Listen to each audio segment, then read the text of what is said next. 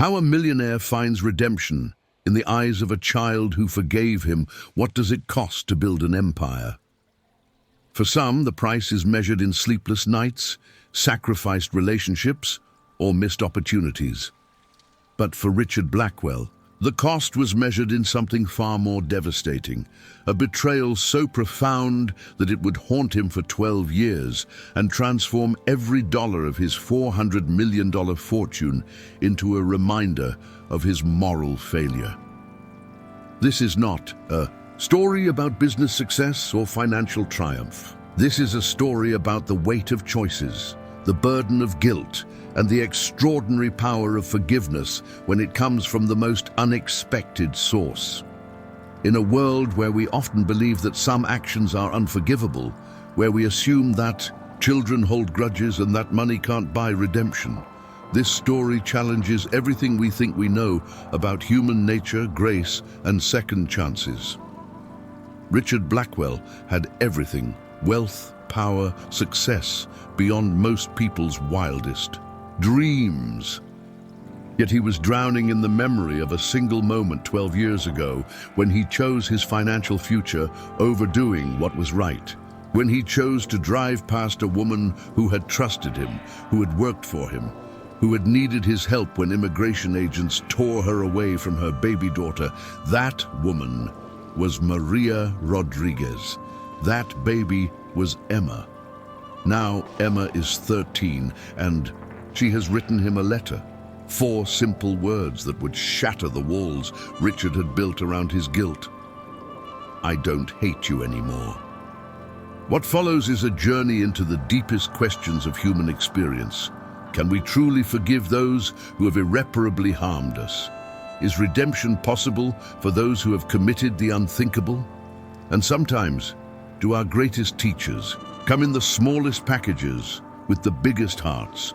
This is the story of how a millionaire discovered that all his wealth meant nothing compared to the grace of a child who chose love over hatred, forgiveness over revenge, and hope over bitterness. It's about the courage it takes to face our worst selves and the miracle that happens when someone sees past our failures to the person we might still become. In the pages that follow, you'll witness a confrontation between past and present, between guilt and grace, between a man who thought he was beyond redemption and a young girl who proved that no one ever truly is. Some stories are about justice, others are about revenge, but the most powerful stories, the ones that change us, are about forgiveness and the extraordinary things that happen when we choose to begin again. This is one of those stories. The autumn rain drummed against the windows of Richard Blackwell's Manhattan penthouse. Each drop seemed to echo the emptiness that had been growing in his chest for years. At 52, he owned a $400 million empire, yet felt completely hollow as he stared at the city lights below. His home office was immaculate as always. Italian leather furniture, artwork that cost more than most people earned in a lifetime, and a view that visitors always praised as breathtaking. For Richard, it was just another reminder of how high he had climbed and how deeply he had fallen as a human being.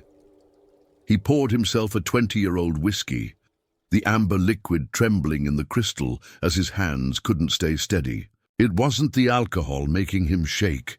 It was the words in the letter that had arrived that morning, written in careful child's handwriting. Dear Mr. Blackwell, my name is Emma Rodriguez. I think you knew my mom, Maria. She died last month. I'm 13 now. I don't hate you anymore. Can we talk? Emma.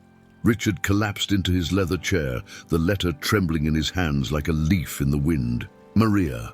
The name he had buried so deep in his mind that he had almost convinced himself it was all just a terrible nightmare, but it wasn't a nightmare.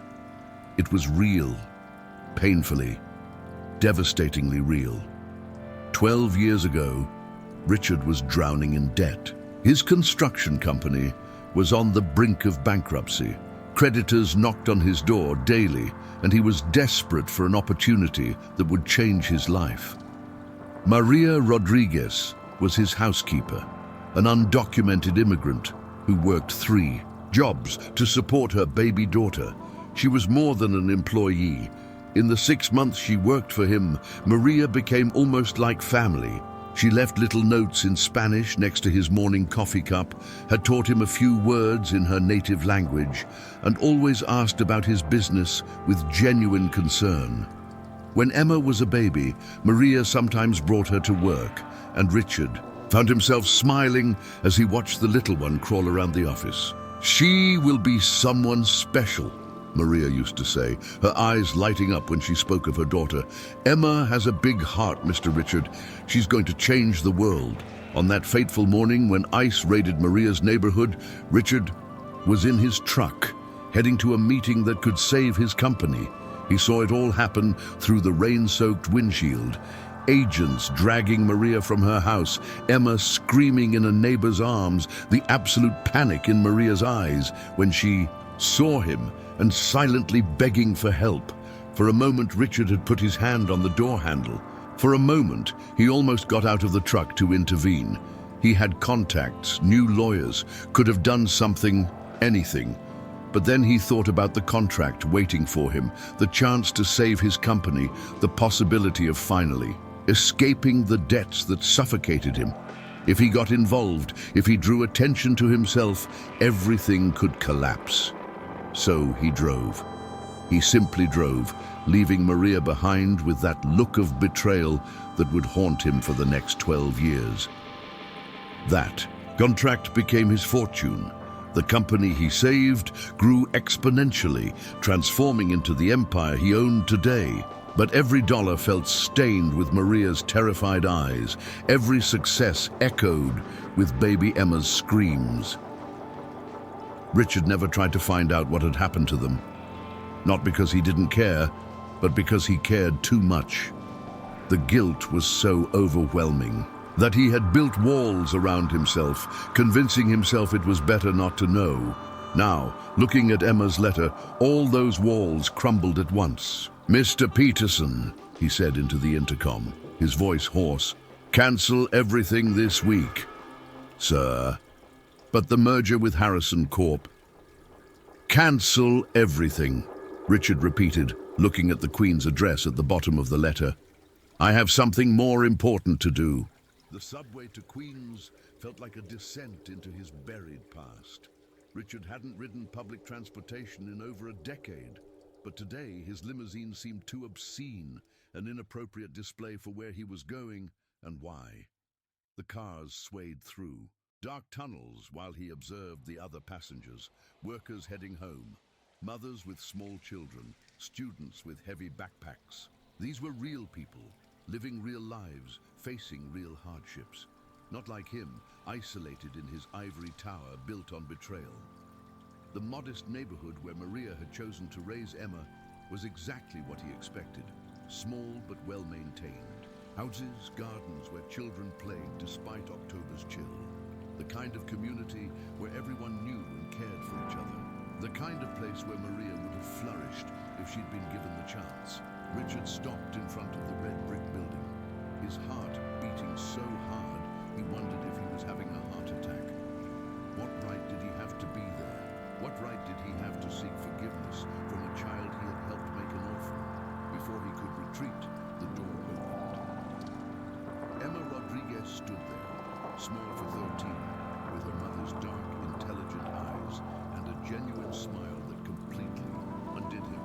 She was wearing worn jeans and a blue sweater that looked hand-knitted, and there was something in her posture, a quiet dignity that reminded him so much of Maria that Richard felt tears burn his eyes. "Mr. Blackwell." Her voice was soft, without a trace of anger or resentment. "Thank you for coming." She guided him through a narrow hallway decorated with family photographs, Maria smiling at birthday parties, little Emma being lifted in various people's arms, moments of joy captured and framed with love. Each image was a stab of realization of what he had missed, what they had lost because of his cowardice. The apartment was small, but incredibly welcoming. Colorful blankets covered a warm sofa. Plants grew in improvised pots, and the aroma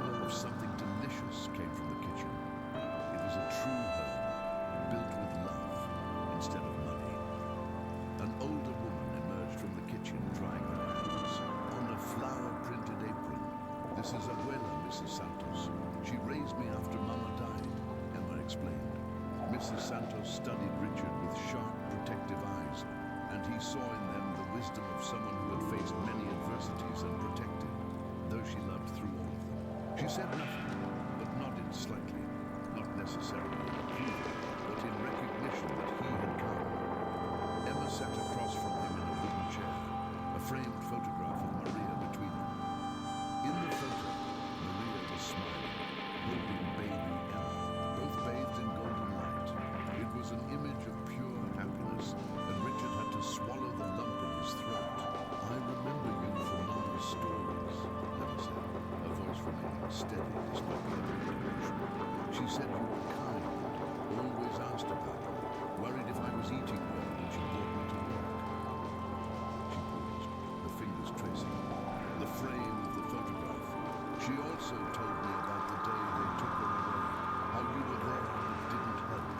The silence that followed was deafening." Richard wanted to apologize, to explain himself, to say something, but words seemed inadequate for the magnitude of what he had done. "I've hated you for so long," Emma continued, tears finally beginning to fall.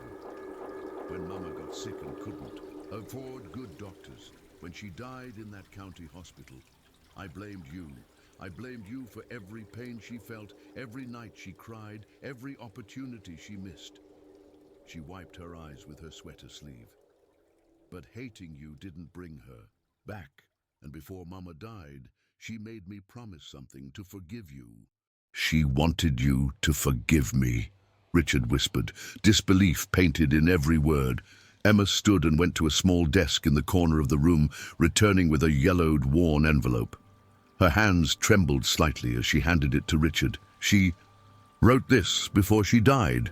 It took 3 days to finish because she was too weak, but she insisted on doing it alone."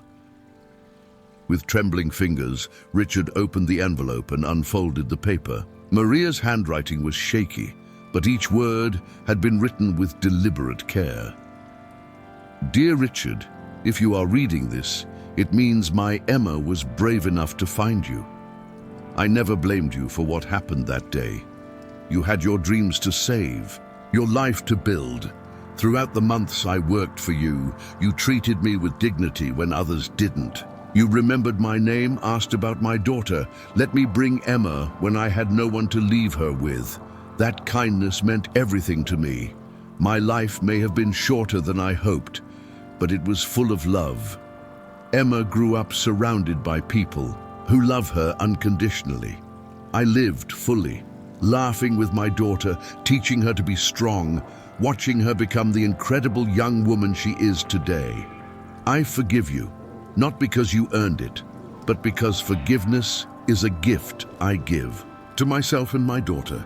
Carrying anger won't protect her or honor me. Use your success wisely, Richard.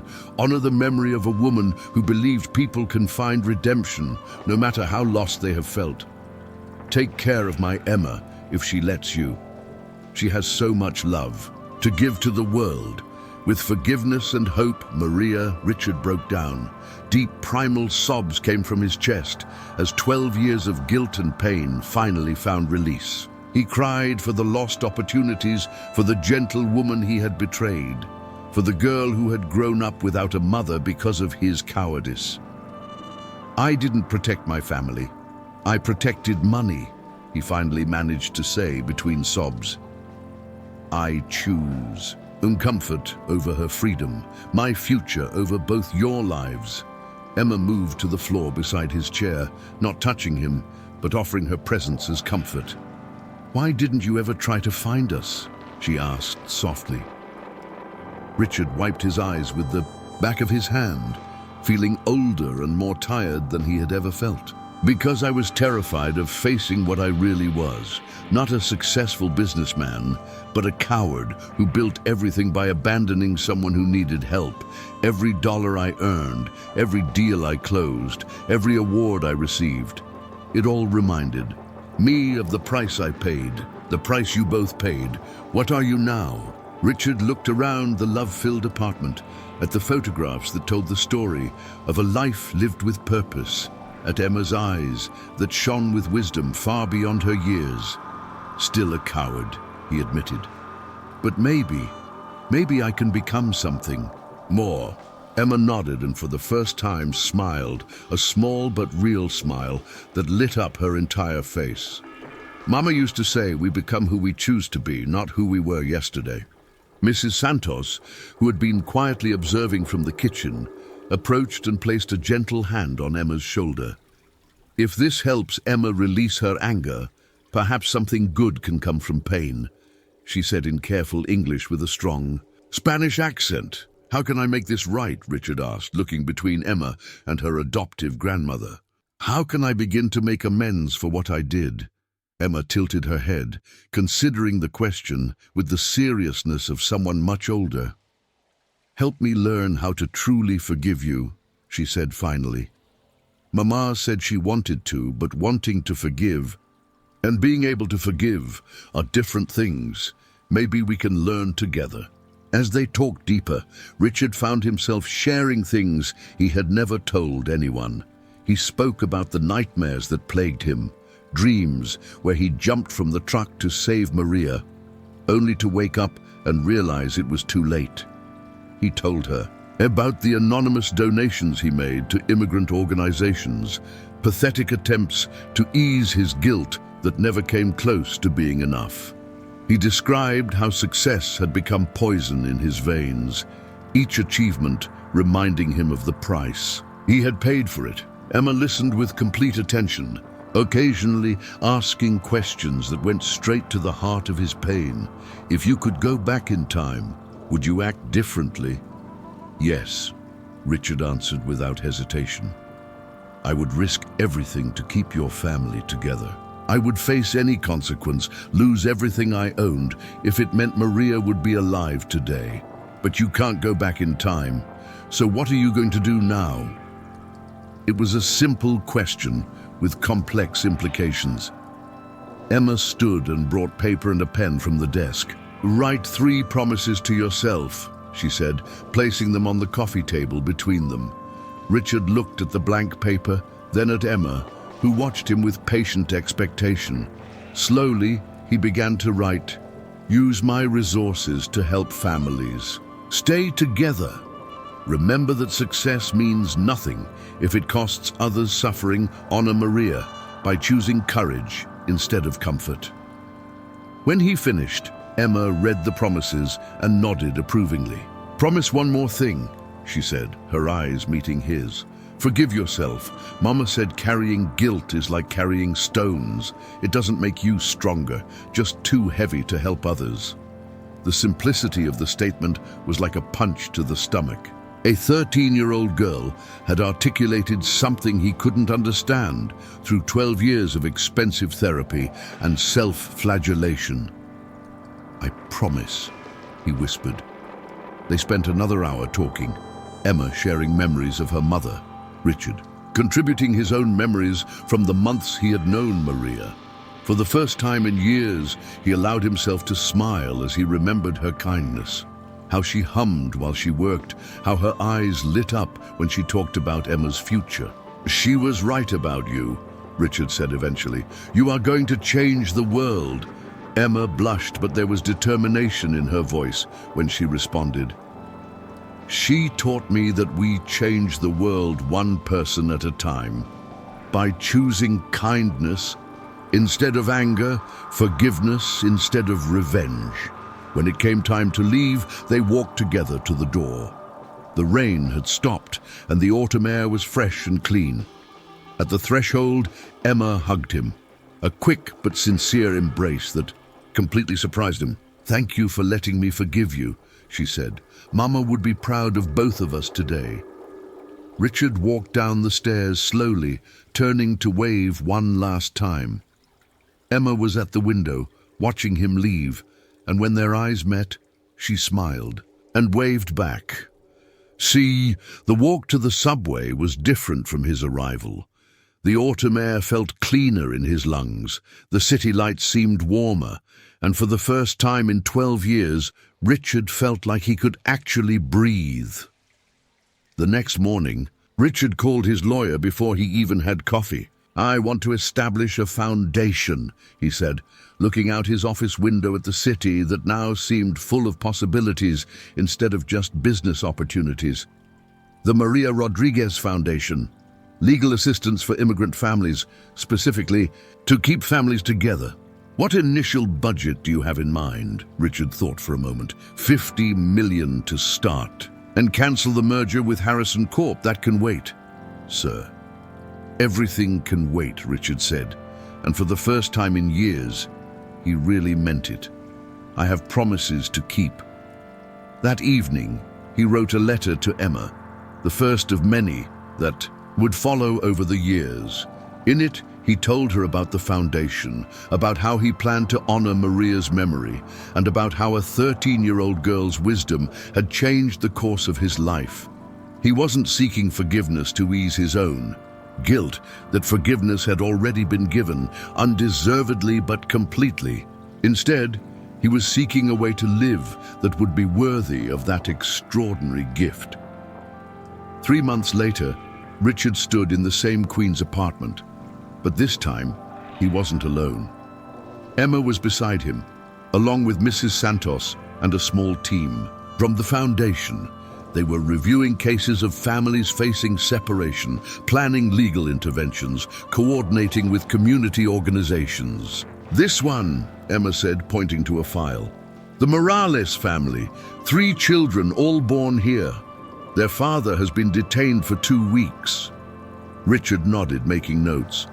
We'll have a lawyer there tomorrow morning. What about the Hernandez case? Resolved, Mrs. Santos said with satisfaction. The family is together again. It had become their monthly ritual. Richard would bring the foundation's work to Emma and Mrs. Santos, seeking their input, their community connections, their understanding of what families really needed. Emma had become his unofficial advisor, her insights sharp and her compassion limitless. How many families are there this month? Emma asked. 17 kept together, 4 reunited, 2 asylum cases approved, Richard replied. But he was watching Emma's face, seeing the quiet satisfaction there that reminded him so much of Maria. A mama would be happy, she said simply. As they worked, Richard found himself thinking about redemption, not as a destination, but as a daily choice. Each morning, he woke up and chose to honor Maria's memory.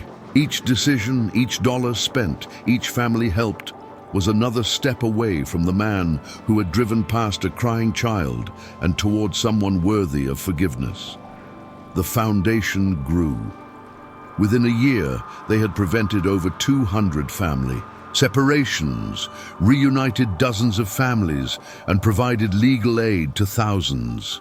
Richard found himself spending more time in Queens than Manhattan, more time in community centers than boardrooms. On the first anniversary of Maria's death, Richard and Emma visited her grave together. The headstone was simple, engraved with the words Emma had chosen, "Beloved mother, teacher of forgiveness." Do you think she knows? Emma asked, placing fresh flowers on the grave. About the foundation? About all the families we've helped? Richard knelt beside the headstone, his hand resting on the cool marble. I think she always knew this day would come. She saw something in both of us that we couldn't see in ourselves. Emma was 15 now, taller, but still carrying that quiet wisdom that had saved him. She was thriving in school, planning to study law, talking about working with immigrant families when she graduated. The anger that had once consumed her had been transformed into purpose. I've been thinking about something, she said, as they walked back through the cemetery. About what Mama wrote in that letter. She said forgiveness was a gift she gave to herself and to me. I think I finally understand what she meant. What's that? When we forgive, we don't change the past. We change who we become because of the past. We choose what the pain teaches us. Richard stopped walking, struck by the profound truth in her words. A 15-year-old girl, who had every reason to be bitter, had instead become a beacon of grace. Your mother was right about you, he said. You are changing the world. Emma smiled. the same radiant smile that had greeted him at her door 2 years ago. We all are, one person at a time. Years passed. The Maria Rodriguez Foundation became one of the most effective immigrant rights organizations in the country. Emma graduated law school at the top of her class and joined the foundation full-time. Richard, now in his 60s, had found a purpose he never knew was possible. He never forgot the weight of what he had done, but he had learned to carry it differently. Instead of stones that dragged him down, his guilt had become fuel that propelled him forward. Every family kept together was a prayer of gratitude. Every life changed was a love letter to Maria's memory. On quiet evenings, when the foundation offices were empty and the city hummed with life beyond the windows, Richard would think about that rainy October day when a letter arrived that changed everything. How a 13-year-old girl had taught him that redemption wasn't about erasing the past, but about choosing to write a different future. Some stories end with justice, others with revenge. The best end with something more powerful, the choice of forgiveness and the courage to begin again. Richard had built an empire on guilt's foundation. But with Emma's grace lighting the way, he had built something infinitely more valuable, a life worthy of the forgiveness he had received. Redemption isn't erasing the past. It's choosing to write about a different future. Sometimes our teacher is 13 years old, has every reason to hate us, but chooses love instead. And sometimes, if we're very lucky, we get the chance to prove ourselves worthy of that love.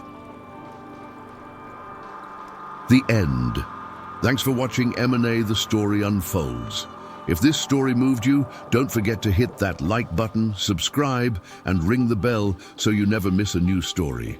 And hey, drop a comment below and let us know where you're watching from. We love hearing from all corners of the world. See you in the next video.